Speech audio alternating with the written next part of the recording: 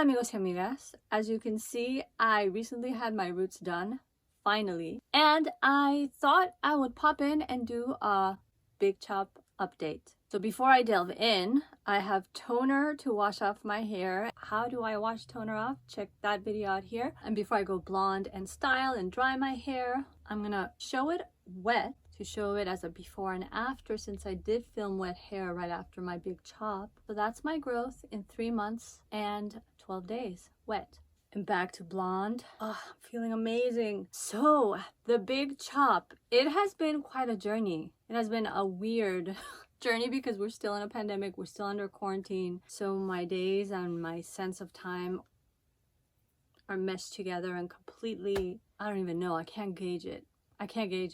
But when I first got the big chop, on an emotional scale, it has been quite the journey because I was so nervous to go this short. This is the first time in my entire adult life that I've gone this short. I have always said that my self-esteem lives in my hair, and I've always had long, big hair. So who the hell was I gonna be without that? Especially feeling so naked because my face is so exposed, and that's something that I was never used to and that I've never had without the cushion of my big hair. So that's taken some getting used to, but the longer the hair gets, the fuller it gets, the more the curls kick in, the more settled I feel. However, I also think we undergo this phenomenon that I mentioned in a video about my damage.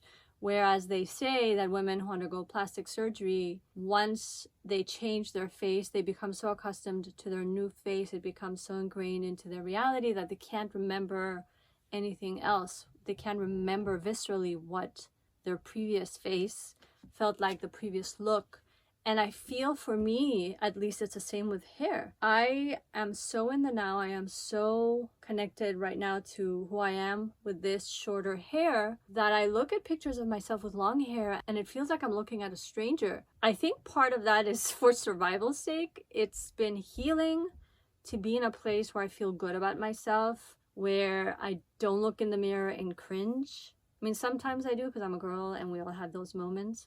But on my good days, on my balanced days, on my sane days, I am loving the journey. It has, as much as I've hated having to go through damage and being forced to be in a situation that forced me to chop off my hair, the positive has been that after I was done wallowing and bemoaning that reality, I had to get my act together and I had to understand my hair. And so that situation was a springboard towards that. I delved in, I started understanding things I never understood before, such as porosity, the behavior of hair needs, what different products and ingredients do to hair.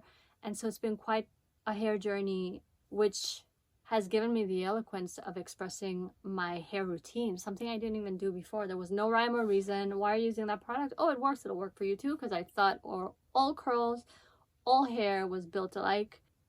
I was so wrong. You can view that video here. More than anything, the emotional component has been huge. To grow with that, to evolve with that, to be at peace with that, because I have no other choice, but I might as well enjoy the journey. And it's been also really rewarding to see the curls sprout in. When I first chopped off my hair, it felt bushy, but that was only because my hair kind of grows up and eventually the weight brings it down, but it wasn't long enough for it to form a curl. So now you can see the length in the curl. You saw the hair wet. It's not 100% dry. It's at the stage where it needs to settle, so it'll shrink up a little more. But the curls are forming. They're healthy. They're happy. And again, this is not fully dry because then it'll have more spring to it and a tighter curl pattern in the back.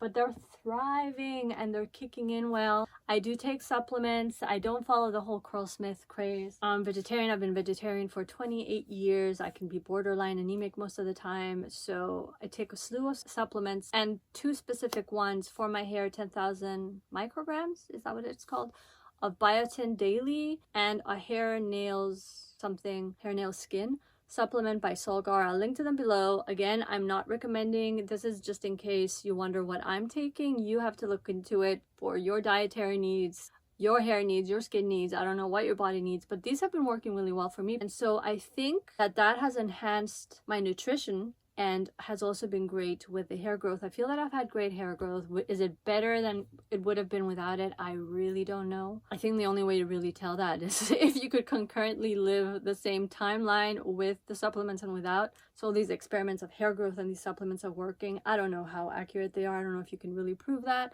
I have noticed a difference in my nails, which used to be really, really brittle and break easily, and now they are very strong. I could actually grow them out really long.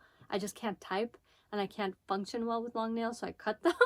But that option is there. And I feel that if it's affecting me here, my skin is very soft. I've noticed changes there. My hair feels great. Things that I'm observing as I'm on my hair growth journey, my hairline. I've noticed in the videos, because I film, whereas before I didn't film myself in my life, when my hair is wet, I notice thinning here. So I did go through that when I underwent last year's round of damage, bleach damage followed by Diva Curl damage, followed by more bleach damage. And so I have mentioned before that my hair thinned out here.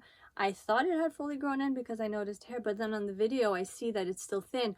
So I wonder, do I have an issue? Am I thinning there? Is this something I have to worry about? Or is it those patches still growing in? Are these baby hairs and not thinning hairs? So I've mentioned it to Fritz, my colorist. More about Fritz here. And very calmly, he said, we're going to keep an eye on it. One thing that kind of makes me feel better is that he always, every time when he's working on my hair, is like, oh my God, you have such thick hair, which is a little shocking for me to hear because I used to have 3 times the hair in my youth than what I have now. So I always felt that my hair was really thin now. So Fritz, keep telling me I have thick hair because it makes me feel so much better. And I need to hear it right now because I'm a little upset about this. So I'm keeping an eye on it. If any sort of healing modality, solution, answers come my way, I will share them in my next update. But for now, I mean, this is it. There's not much I could say about my growth other than share what the emotional journey has been, and it's actually proven to be very healing. I was very scared to get on it, but I had no choice. And as long as my hair continues to grow, as long as there's no more breakage, thank God I'm in